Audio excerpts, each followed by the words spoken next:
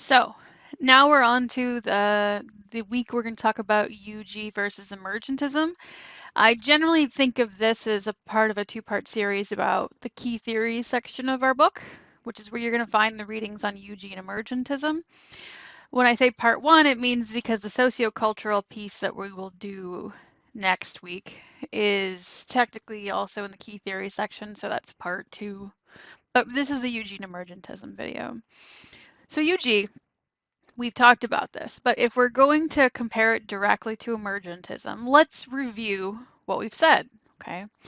So UG assumes that language is a mental representation and that native speakers have intuitions as to the grammaticality or ungrammaticality of utterances that reflects their mental representation. This mental representation and the intuitions that go with it are referred to as competence, right? And so someone who knows a language has a developed linguistic system or mental representation of that language.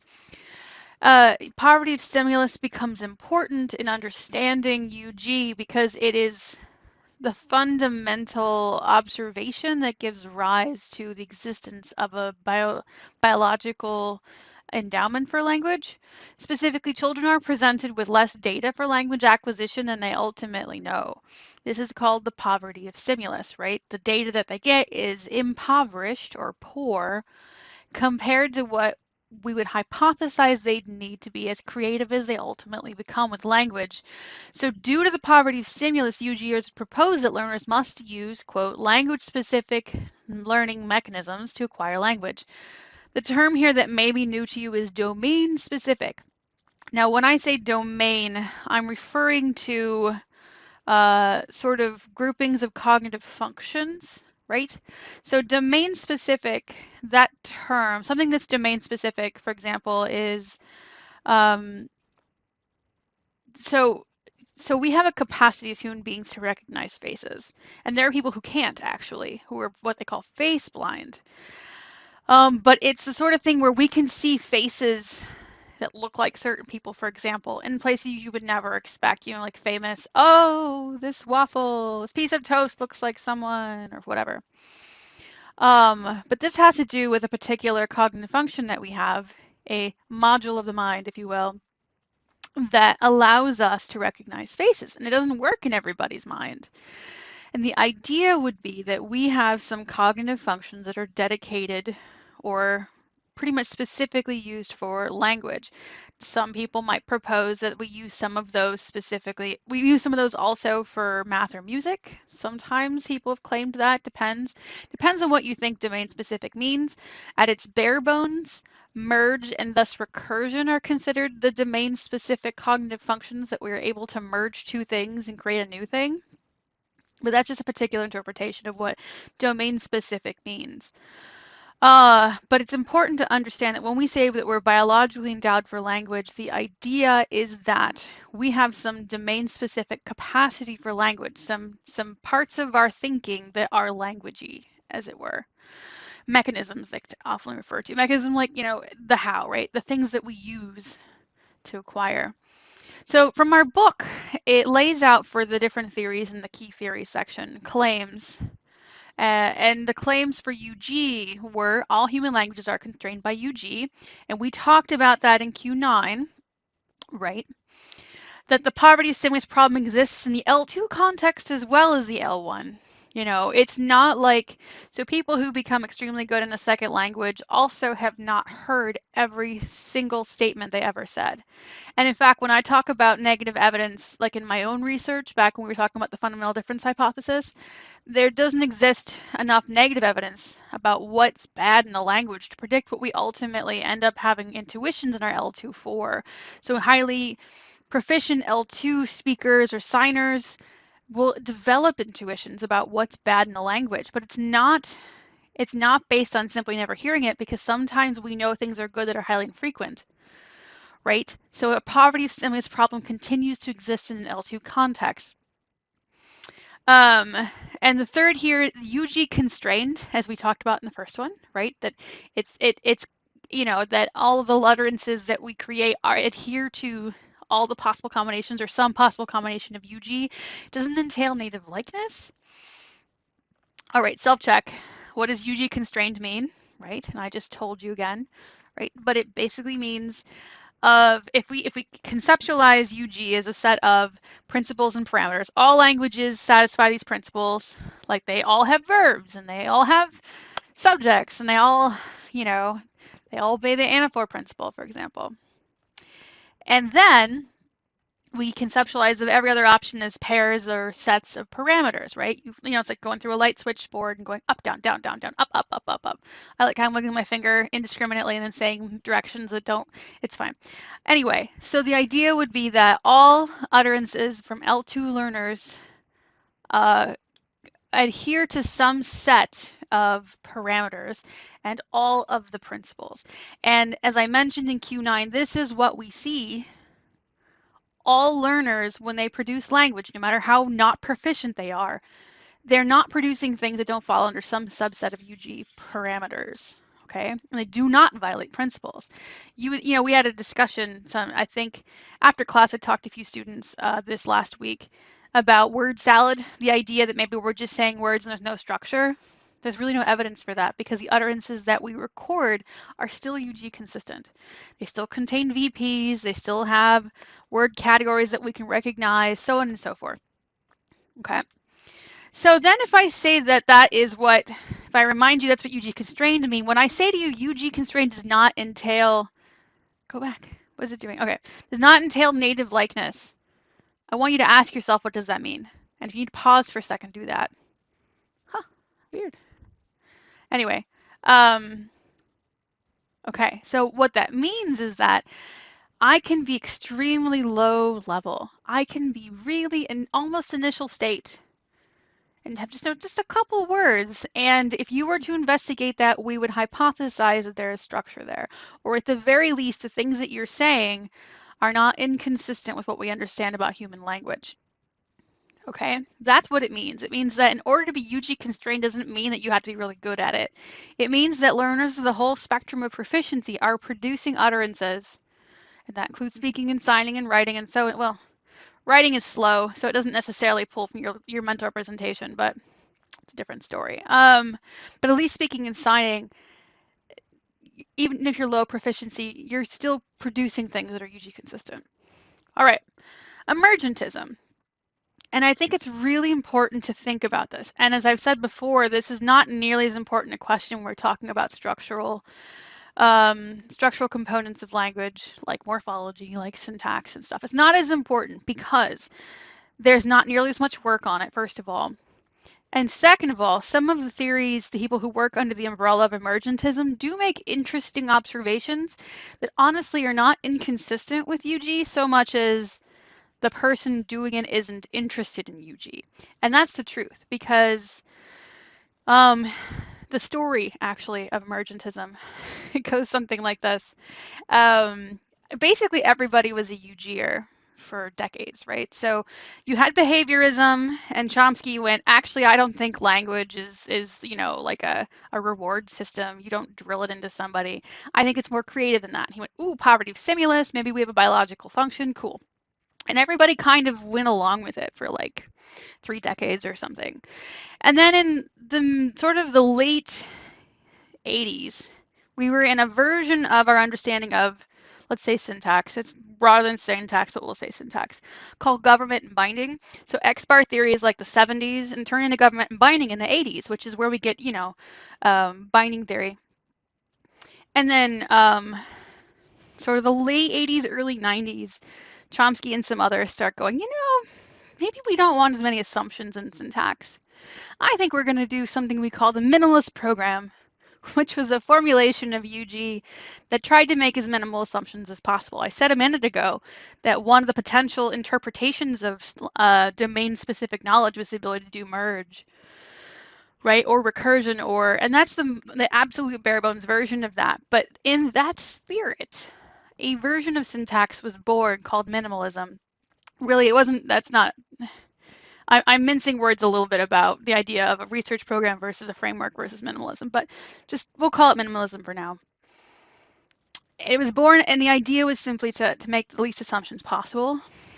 And a lot of people who were working in government and binding, so-called GB or G&B, were really unhappy, and there was a split. So right around early 90s, late 80s, early 90s, there was this split. And I think it was sort of spearheaded by the fundamental difference hypothesis, frankly, because that's like 1989, and this splinter started, and people kind of went, well, Blade Roman is saying maybe there isn't UG and L2, right? And there's this co-occurrence of people had to reevaluate what they understood about syntax. On top of somebody was giving them license to decide there wasn't any UG and L2, where this whole group of people kind of went, I'm going to go over here and I'm going to assume UG doesn't exist in L2 and do my own thing. Okay, because emergentists don't necessarily have to assume that there is no UG in L1. They don't have to assume that, right? They could be the kind of people that say that there's, you know, that there's just no UG in L2. You could do that. You could say emergentism is an L2 thing and not an L1 thing. Although usually you don't do that. But anyway, this is kind of how it happened, right? You had several decades of generativism kind of broadly used. And then right around 1990, kind of starting with the fundamental difference hypothesis and sort of, I would say, catalyzed by evolutions in our understanding of syntax, created a schism, and L2 just kind of ran off and did its own thing. A lot of people did, right? The truth is about more than half of the L2 field are not UGers, which wounds me to the quick because it does not adequately explain what we know about syntax. But I mean, if what you're interested in is proficiency scores and input versus output and explicit and implicit, maybe those things don't matter. You know, maybe having an adequate theory of syntax doesn't matter to you. It matters to me a lot, actually. But some people, they don't care. Okay? So emergentism is an alternate thing that kind of evolved. It existed for other pieces of science, like biology has some emergentist stuff going on. And it kind of translated itself over to language. I'm sure it started before the schism, but it really took hold after the schism. You're not going to find it documented as a schism. This is my observation having read the literature. So emergentism would say humans use the same general architecture to learn languages they use to learn anything else. So remember, I said UG assumed domain-specific knowledge. Emergentism assumes domain general knowledge, that you're using your entire brain or whatever pieces of your brain that you use for everything for language. Okay? And so what they would say is linguistic representation in the mind is sensitive to frequency. It's not sensitive to our, principles and parameters and such, for example. And therefore, simple processes are used together to result in emergent patterns, okay? So you kind of build up some basic stuff using frequency, but then emergent patterns happen where stuff that was started out simple kind of turns out more complex, okay? It's important to look at the definition of emergentism to understand what that means. I've copied it here as a big old paragraph because emergentism, as I say, is bigger than just this particular approach to language. It's bigger. And in fact, philosophy has a section on it. Fun fact, if you should try it. If you go to Wikipedia and you click on the first, the hyperlink, how there's like underlined terms that if you click on them, it goes to the next page. You Google anything in Wikipedia and you if you click on that first thing enough times, it always leads back to philosophy. Because philosophy is the study of what we know, right? Science is, philosophy science is how we know in science, and there's philosophy is just how do we know anything.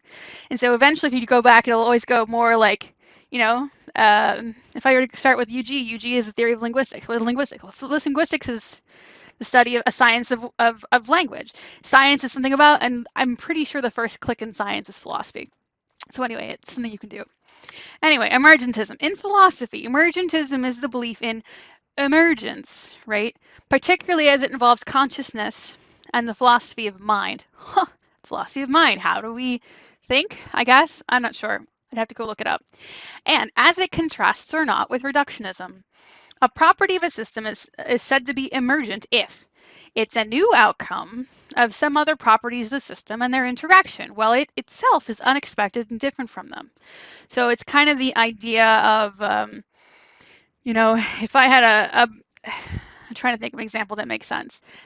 I've heard this compared to sometimes the creation of like a bumblebee's, like a beehive, because imagine, for example, that I'm not 100% sure if this is true, but imagine this is an idea of what emergentism would be. Imagine that this bee just has a function where it goes, okay, take this blob, stick it on that blob.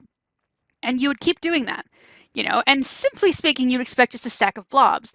But what actually could happen is that simple intuition to just stack blobs develops into the honeycomb shape, right? There's nothing in stack X on Y that should give rise to honeycomb shapes, right?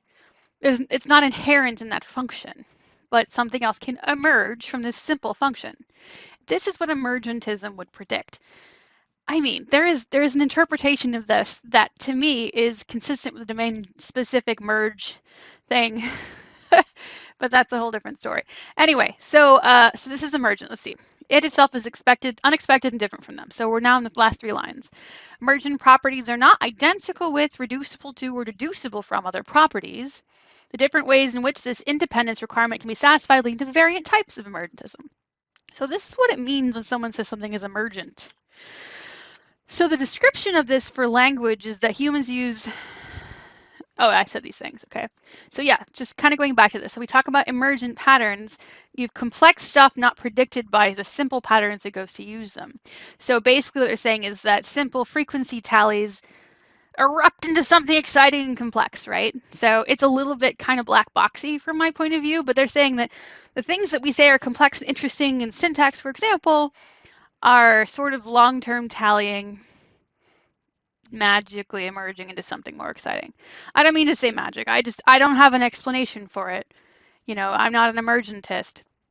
But that is the idea, right? That those simple frequency tallies eventually turn into something complex. I'm not sure why that's a better story, but I guess people like the idea of domain general approaches. So emergentism itself is an umbrella term. It's kind of like a framework above frameworks. In the same sense that philosophy entails a lot of things that eventually within themselves have theories. Emergentism has sub-examples of emergentism that are not on themselves really theories because they're assumptions. They're not really prediction generating kind of things. So a sub-example of emergentism, would be McWhinney's connectionism approach. And I would say that there's 2, and this is one of 2, and I'll tell you the other one in a second. One of the 2 major flavors of emergentism is connectionism. And so connectionism says that emergent properties of language or associations or contingency relationships such that if X, then Y. So that's just a formula of contingency, if X, then Y. And this would be an example. If you see what follows is a noun. Okay, that would be a contingency relationship under connectionism. There's more to be said about this that doesn't really show up in our book. Connectionism actually predicts that. It reminds me a little bit of what we talked about with the morphemes, right? So connectionism would say that you're looking for frequency of form-meaning connections and reliability of form-meaning connections. So connectionism would correctly predict that the S, right, the verbal S, because the form has so many different meanings, that the verbal S would be hard to acquire. Even though it's frequent, it's not reliable, right?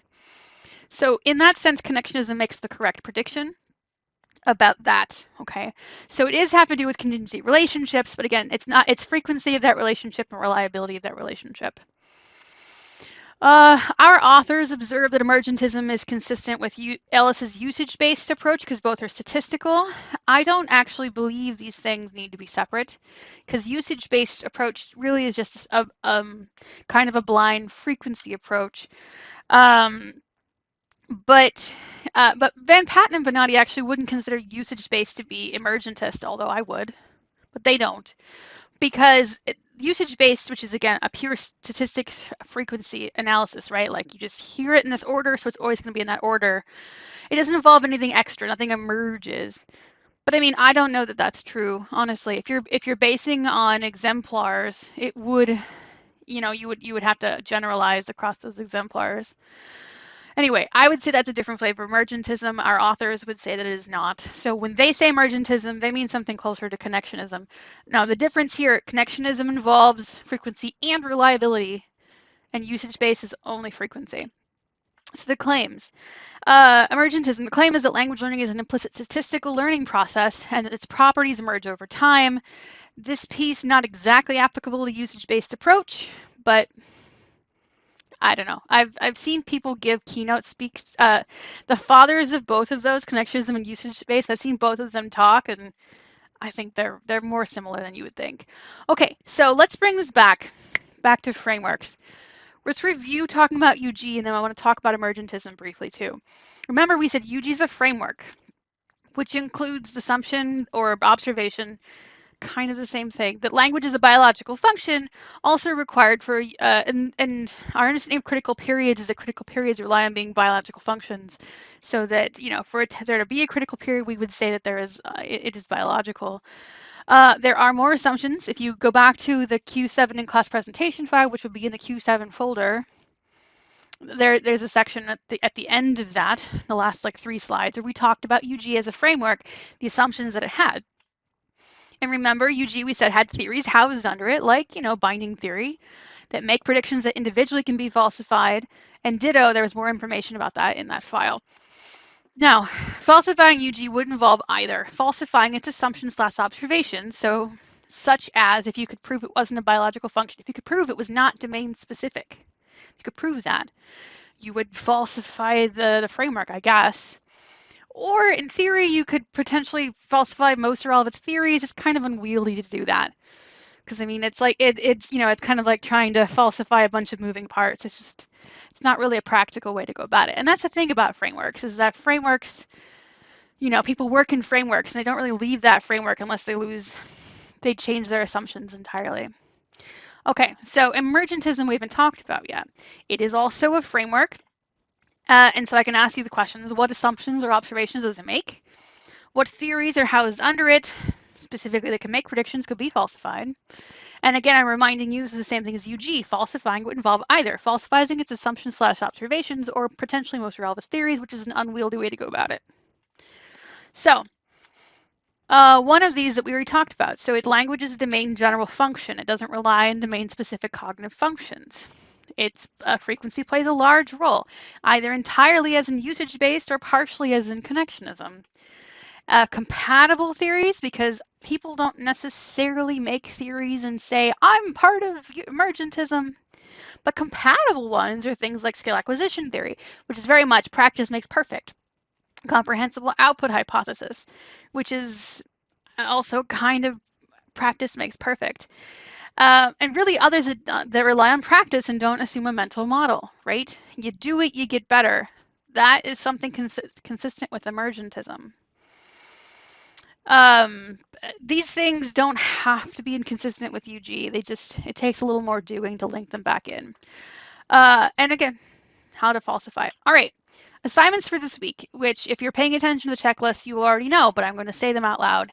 There is no Sunday homework for UG and emergentism or for bilingualism part 2. So once you've completed the Q9 Sunday homework, the prep Q9 and the skills 9, your Sunday homework is done, okay? It's assumed that you're going to spend these last couple weeks doing, well, the last 2 assessments and prepping for the final. So there's a content assessment for Q7 through 9. Originally was due a little earlier. I pushed it back to December 4th. There's a skill assessment B, which is also due on December 4th. So the fact that you don't have Sunday homework means you have time to work on these things, and you should, okay? Now, when I say that you're going to prep for the final, one of those prep for the final steps will be a study guide quiz. It's part kind of practice and part sort of information about the final. I think it's just completed. It's just for completion. I'm not going to grade you for getting it correct because it's practice. It'll be available in the last week of class and due before finals week. Okay, any questions that you have, please send them to me and I will see you in class.